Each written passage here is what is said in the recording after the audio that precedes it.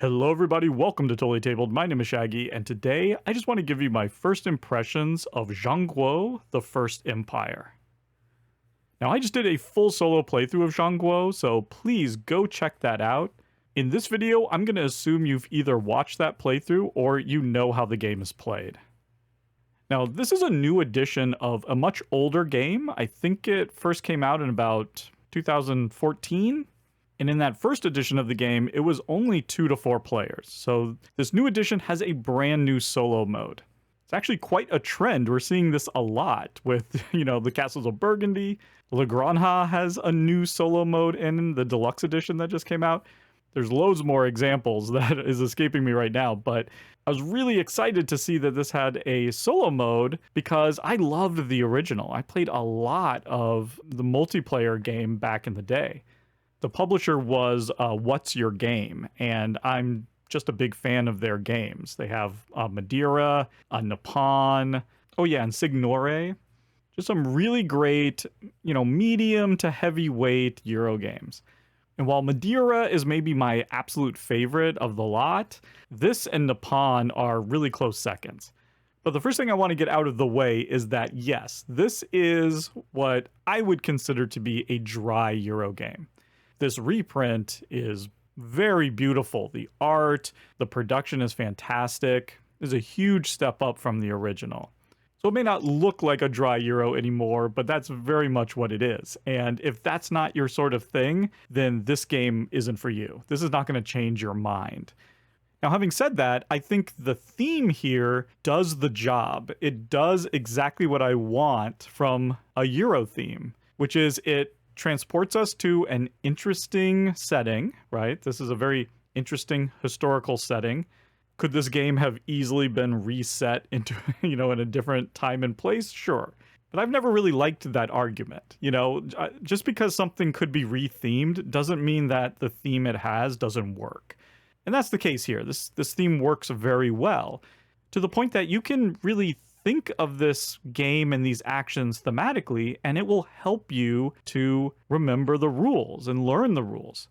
Everything kind of makes sense, It's like, okay, I need workers in order to build the palace and the walls. I need all 3 different officers in order to get a governor.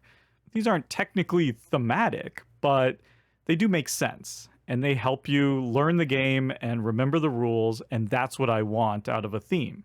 Particularly in a game that's going to be mechanisms first. So yes, even though this is a dry Euro, I love the theme. I think it works really well. But what really makes this game shine is the gameplay, and specifically the card play. This is really a game about bonus actions, right? You are using these cards and you are building up a tableau that is going to improve the 6 core actions of the game, those chord actions. And that's always fun in any game, right? The fact that when I take, the build a palace action, I'm getting all these things that you're not necessarily getting, these things that I have built up over the course of the game, fantastic. That's so satisfying. But that's also not just a wasted action. You are getting something very valuable back, which are these unification tokens. And, you're in a bit of a struggle with, the other players, or in this case, the solo opponent, to have the most of those so that you can spend them to get those extra actions at the end of the round. Or maybe you hold on to them for later rounds to get some better actions. Or you can even turn in 3 of them to get those soldiers out so you can claim those spaces in the mausoleum. And then when you're going to spin the cards for the court actions, it's really fascinating. You're going to start each round with 2 low cards, 2 medium cards, and 2 high cards. And, so if I tuck both of my law cards, for instance, because I really want to get those law unification tokens in order to get that, special action, now I don't have any high numbers anymore, which means I might be struggling to play higher in order to take advantage of some of the bonuses. And I just really like how that plays out, right? I can play any card to take any of those 6 court actions. And sometimes it's not even a big deal if I don't play, high or low correctly, because maybe I don't even have any bonuses on my board, so it just doesn't matter. But I like that it's not overly restrictive. It's not like, oh, now I can only play certain actions or something like that. So it doesn't feel overly punishing, and That also means that you don't feel like screwed over by the random card draw because you're just top decking every round those cards. And you have no way of mitigating that. Those are the 6 cards that you have for that round, and there's nothing you can do about it. You might think that that feels extremely limiting or just very lucky, but I've never found that. I found that because playing those court actions is not overly restrictive, you're just using the numbers, that's all that matters, and you're guaranteed to have 2 low, 2 medium, and 2 high. So it's not like you're going to get a hand of just all low cards and now suddenly you can't take advantage of your bonuses. There's enough flexibility there. But I also find that despite whatever cards I get, I always feel like I can puzzle out a plan. You know, like in the playthrough, I just wasn't getting cards that were allowing me to do some of the things that I wanted to do. And so I had to pivot.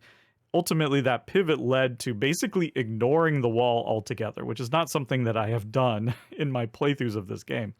But that was kind of dictated by the cards I was getting, what special abilities I was putting down.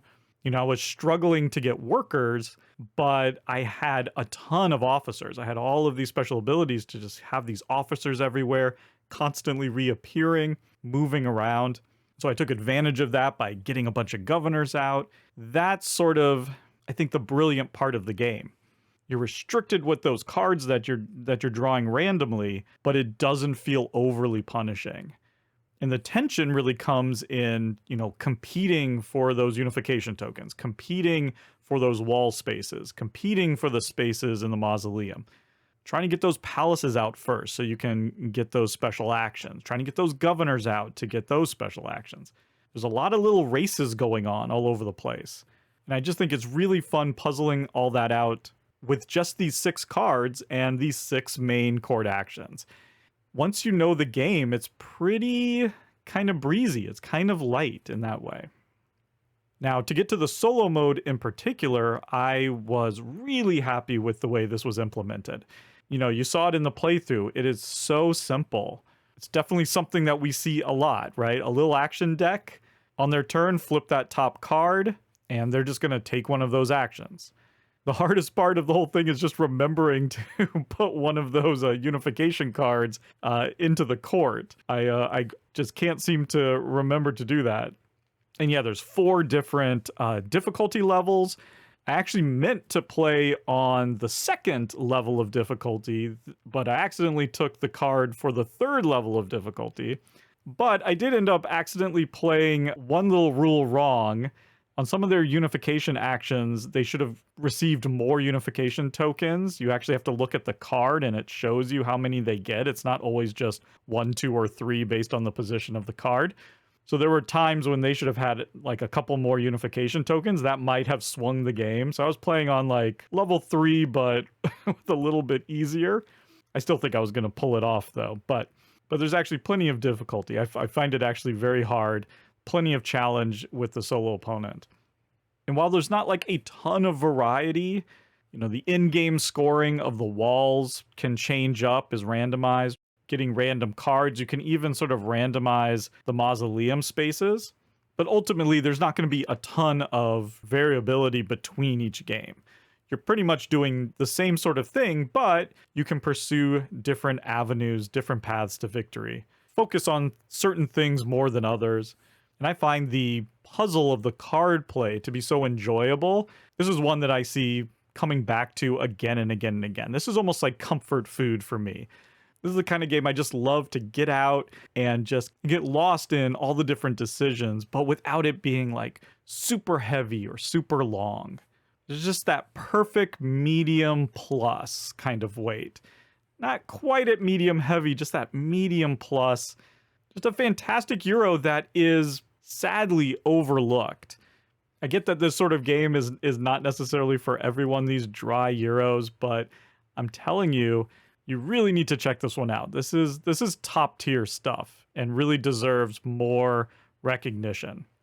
So there you go. There's a few wandering thoughts about Zhanguo, the First Empire. Thank you so much for watching, and goodbye.